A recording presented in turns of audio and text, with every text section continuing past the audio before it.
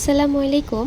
এখানে চাদা মাছ বাটার জন্য আমি তেলের উপর চাদা মাছটা ভেজে নিচ্ছি। এর ভিতর হলুদ লবণ দিয়ে দিয়েছি। আসলে মাছ মাংসর থেকে আমার শুটকি ভর্তা, এমন মাছ ভর্তা, মরিচ ভর্তা অনেক ভাল লাগে। এরপর মাছগুলো ভাজা হয়ে গিয়েছে, আমি এখানে উঠিয়ে নিচ্ছি। আমি আগে থেকে এখানে রসুন, পেঁয়াজ, কাঁচামরিচ, শুকনো মরিচ ভেজে নিয়েছিলাম। এখন এগুলোকে পাটায় বেটে নেব।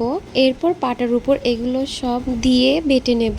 এই মাছে কিন্তু অনেক কাটা থাকে, সাবধানে এই ভর্তাটা বানাইতে হবে। এখানে আমি ঝালের জন্য শুকনো মরিচই দিয়েছি, কারণ আমার ঝালটা অনেক ভালো লাগে। এরপর অর্ধেক বাটার পর মনে হলো যে আমি তো কালো জিরা দিই না, তো তারপর কালো জিরা একটু ভেজে এখন কালো জিরা দিয়ে দেব, কারণ কালো জিরা দিলে পরে অনেক ভালো লাগে খেতে।